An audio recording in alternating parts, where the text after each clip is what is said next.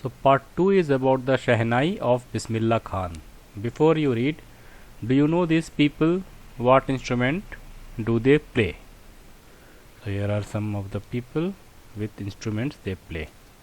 So they are the musicians. I can know is Zakir Hussain, Bismillah Khan.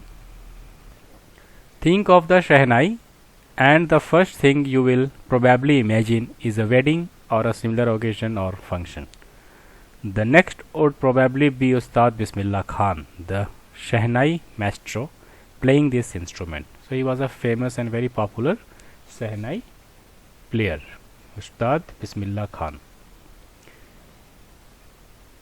Emperor Aurangzeb banned the playing of a musical instrument called pungi in the royal residence, for it had a shrill, unpleasant sound. So pungi performances were banned in Aurangzeb Emperor because of the shrill sound and unpleasant sound of the pungi. Pungi became the generic name for reeded noisemakers. Few had thought that it would one day be revived. A barber of a family of professional musicians who had access to the royal palace decided to improve the tonal quality of the pungi. So somebody who was a barber, okay, and from a family of professional musician decided to improve the tonal quality of the pungi so that it will be pleasant to listen to it. He chose a pipe with a natural hollow stem. He chose a pipe of a natural hollow stem that was longer and broader than the pungi, and made 7 holes on the body of the pipe. When he played on it, closing and opening some of these holes, soft and melodious sounds were produced. So he converted pungi into some other thing, some other instrument. So this pungi was having a shrill sound. So he made a broader and long stem, from a broader and long stem another instrument. So and made 7 holes on it. So when he used to play it, it was very good to listen, melodious to listen. He played the instrument before royalty and everyone was impressed. The instrument, so different from the pungi, had to be given a new name. So this instrument was different from pungi, so it has to be given a new name. As the story goes, since it was first played in the Shah's chambers and was played by a Nai, barber, the instrument was named for Shehnai. Okay, Nai means barber in Hindi. In Hindi, barber is called Nai. And since Shah's chamber means in emperor's chambers, it was played for the first time. So it has been termed as Shehnai. Sheh means the Badshah, Shehnai, the king, and Nai means barber. So it was played by the barber. So it is termed as Shehnai. So here it will mean Sheh's chamber, where it was played first, and by a Nai, that is a barber. The sound of the Shehnai began to be considered auspicious. So it was so melodious, so people is taking it up as auspicious sound. And for this reason, it is still played in temples and is an indispensable component of any North Indian wedding. In the past, the Shehnai was part of the Naubat, or traditional ensemble of 9 instruments found at royal courts. Till recently, it was used only in temples and weddings. The credit for bringing this instrument onto the classical stage goes to Ustad Bismillah Khan. As a 5-year-old, Bismillah Khan played Gilli Danda near a pond in the ancient state of Dumrao in Bihar. He would regularly go to the nearby Bihari Ji temple to sing the Bhojpuri Chaita, at the end of which he would earn a big laddu weighing 1.25 kg, a prize given by the local Maharaja.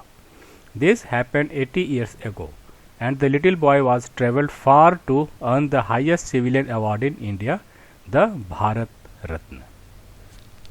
So 80 years ago he used to get laddu as a like appreciation, and later on he also earned Bharat Ratna. Born on 21 March 1916, Bismillah belongs to a well-known family of musicians from Bihar. His grandfather Rasul Baksh Khan was the Shehnai Nawaz of the Bhojpur King's Court. So his father Rasul Baksh Khan was a Shehnai Nawaz of the King's Court of Bhojpur. His father Paigambar Baksh and other parental ancestors were also great Shehnai players. So he belonged to ancestors of his ancestors belongs to the same musician family, and they used to play Shehnai. The young boy took to music early in life. At the age of 3, when his mother took him to his maternal uncle's house in Banaras, now Varanasi, Bismillah was fascinated watching his uncle practice the Shehnai. Soon Bismillah started accompanying his uncle Ali Baksh to the Vishnu temple of Benares, where Baksh was employed to play the Shehnai. Ali Baksh would play the Shehnai and Bismillah would sit captivated for hours on the end. Slowly he started getting lessons in playing the instrument and would sit practicing throughout the day. For years to come, the temple of Balaji and Mangala Maya and the banks of the Ganga became the young apprentice's favorite haunts where he could practice in solitude. The flowing waters of the Ganga inspired him to improve and invent ragas that were earlier considered to be beyond the range of the Shehnai. So he started improving the ragas on Shehnai, which were not played earlier on Shehnai. By listening to Ganga flowing, the flow sound of Ganga river, he got some idea and started improving the ragas in the Shehnai. At the age of 14, Bismillah accompanied his uncle to the Allahabad Music Conference. At the end of his recital, Ustad Fayaz Khan patted the young boy's back and said, "Work hard and you shall make it." With the opening of the All India Radio in Lucknow in 1938 came Bismillah's big break. So with the coming up of the All India Radio in Lucknow in 1938, Bismillah got a chance, to show his performance. It is in that sense. He soon became an often heard Shehnai player on radio. When India gained independence on 15 August 1947, Bismillah Khan became the first Indian to greet the nation with his Shehnai. He poured his heart out into Rag Kafi from the Red Fort to an audience which included Pandit Jawaharlal Nehru, who later gave his famous tryst with Destiny speech. Bismillah Khan was given many memorable performances both in India and abroad. His first trip abroad was to Afghanistan, where King Zahir Shah was so taken in by the maestro that he gifted him priceless Persian carpets and other souvenirs. Souvenirs means things given in memory of a place, person or event. So it is a kind of appreciation. The King of Afghanistan was not the only one to be fascinated by Bismillah's music. Film director Vijay Bhatt was so impressed after hearing Bismillah play at a festival that he named a film after the instrument called Gunj Uthi Shehnai. So after the instrument itself, the film was named Gunj Uthi Shehnai. The film was hit and one of Bismillah Khan's composition, Dil Ka Khilona Hai Toot Gaya. This was a composition of Bismillah Khan. It is a Hindi song from Bollywood. Turned out to be a nationwide chart buster. Despite this huge success in the celluloid world, Bismillah Khan's ventures in film music were limited to two: Vijay Bhatt's Gunj Uthi Shehnai and Vikram Srinivas' Kannada venture Sanadhi Apanna. So only two songs he could give in the movies. I just can't come to terms with the artificiality and glamour of the film world. She says with emphasis. So what he says with emphasis, giving emphasis that he couldn't come to the term with the artificially and glamour of the film world. So he want to stay outside the film world because the glamour and the charm look artificial there. Outside, awards and recognition came thick and fast.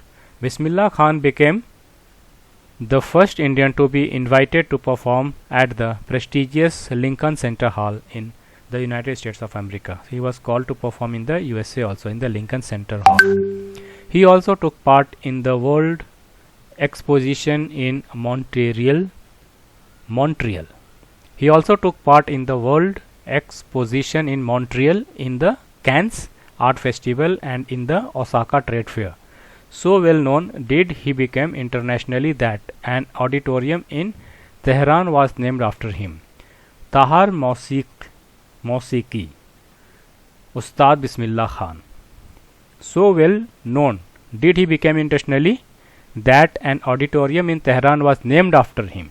So one auditorium in Tehran was named after Bismillah Khan, and the name of the auditorium was Tahar Mausiqi Ustad Bismillah Khan. This was the name of the Tehran's auditorium.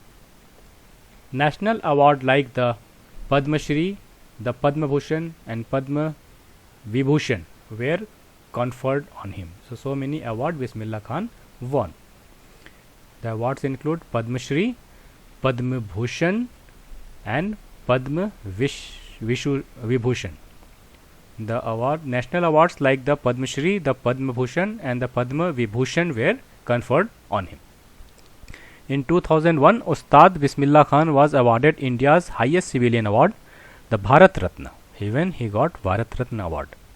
With the coveted award resting on his chest and his eyes glinting with rare happiness, he said, "All I would like to say is, teach your children music.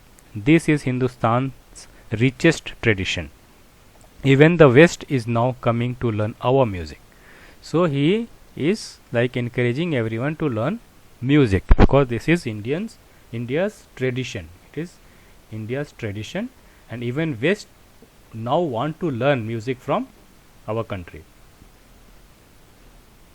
In spite of having travelled all over the world, Khan Saab, as he is fondly called, so Bismillah Khan was often called Khan Saab, is exceedingly fond of Banaras and Dumrao, and they remain for him the most wonderful towns of the world. A student of his once wanted him to head a Shehnai school in the USA, and the student promised to recreate the atmosphere of Banaras by replicating the temples there. But Khan Sahab asked him if he would be able to transport river Ganga as well. Okay, so asked him to provide river Ganga as well, because he used to listen to Ganga flow, the flow of Ganga, and that made him it was more encouraging for him to make new ragas. Later he is remembered to have said, "That is why whenever I am in a foreign country, I keep yearning to see Hindustan." So whenever he will go to abroad, he will be wishing to come back to India as soon as possible. So he keep yearning to see Hindustan. While in Mumbai, I think of only Banaras and the holy Ganga, and while in Banaras, I miss the unique Matha of Dumrao. So he liked this place because he was playing there since childhood. He had been playing there since childhood. Ustad Bismillah Khan life is a perfect example of the rich cultural heritage of India, one that effortlessly accepts that a devout Muslim like him can very naturally play the Shehnai every morning at the Kasi Vishwanath temple. So being a Muslim devote also, he used to play the Shehnai in Kashi Vishwanath temple. Okay, so this is a very good example of like diversity, unity in diversity. It is a very good example of unity in diversity. Ustad Bismillah Khan passed away on 21 August 2006 at the age of 90 after a prolonged illness. He was given a state funeral and the government of India declared one day of national mourning. So he got that much of respect because he earned so much value for the nation. So this was about Ustad Bismillah Khan, fondly called as Khan Sahab.